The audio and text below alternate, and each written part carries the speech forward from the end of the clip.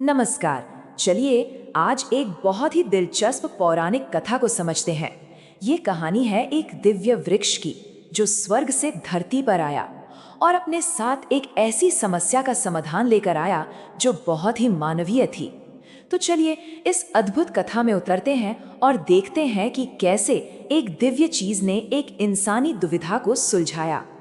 तो ये कहानी है एक स्वर्ग के पेड़ की, एक ऐसी मांग की जो नामुमकिन सी लगती थी और एक ऐसे समाधान की जो सचमुच कमाल का था। ये सिर्फ एक किस्सा नहीं है बल्कि रिश्तों और समझदारी से फैसले लेने का एक गहरा सबक भी है।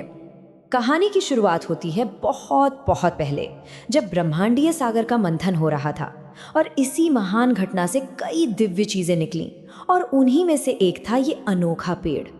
तो सबसे पहले आइए ये समझते हैं कि इस वृक्ष की उत्पत्ति हुई कैसे।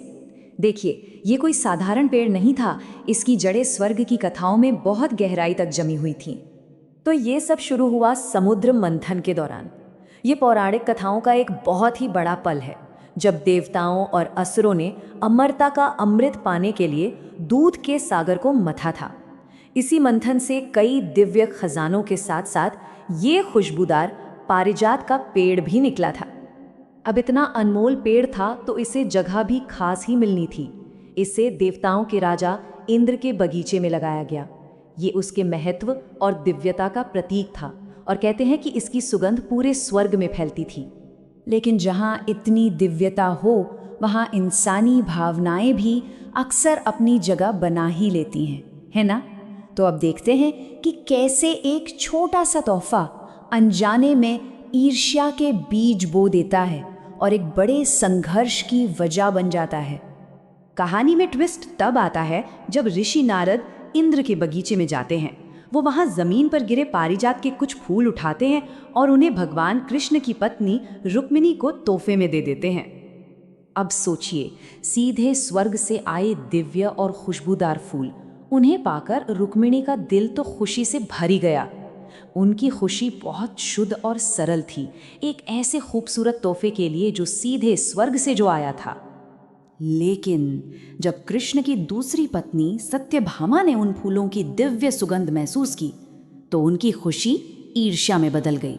उन्होंने कृष्ण से जिद की कि उन्हें सिर्फ फूल नहीं बल्कि पूरा का पूरा पारिजात का पेड़ ही चाहिए। मतलब एक छोटी सी बात अब एक बहुत बड़ी मांग में बदल चुकी थी। लेकिन होता है ना, कभी कभी जब किसी की एक इच्छा पूरी की जाती है तो अनजाने में एक नई समस्या जन्म ले लेती है। स्वर्ग का पेड़ धरती पर आ तो गया, लेकिन अपने साथ एक नया और कहीं ज्यादा मुश्किल झगड़ा भी ले आया। अपनी पत्नी सत्यभामा को खुश करने के लिए भगवान कृष्ण ने एक असाधारण कदम उठाया।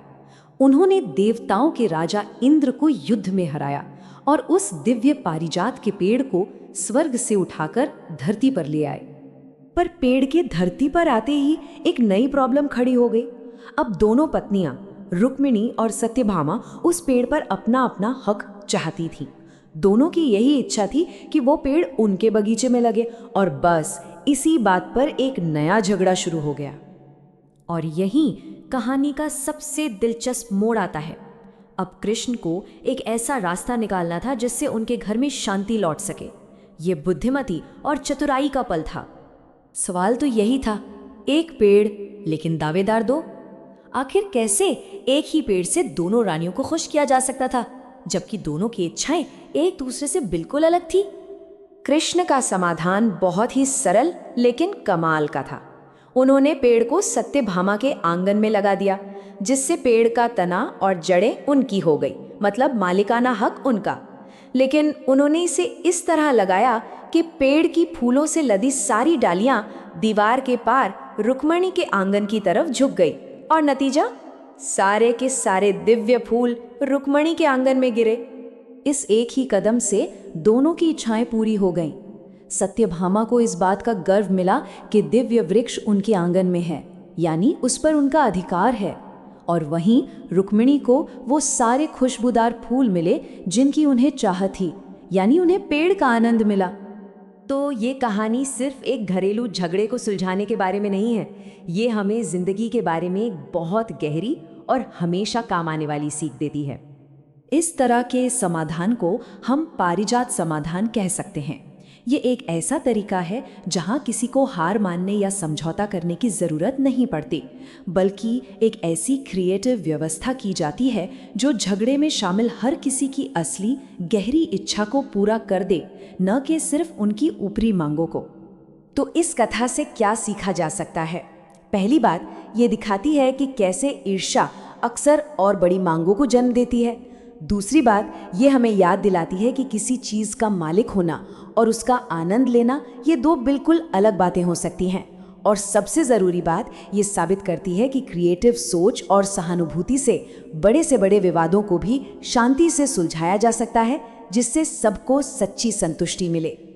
और अंत में एक विचार, हमारी अपनी जिंदगी में, चाहे वो काम पर हो या घर पर, पारिजात समाधान कहाँ ढूंढा जा सकता है? कैसे ऊपरी मांगों से परे जाकर लोगों की असली ज़रूरतों को समझा जा सकता है, ताकि किसी भी संघर्ष को सहयोग में बदला जा सके? इस पर ज़रूर सोचिएगा।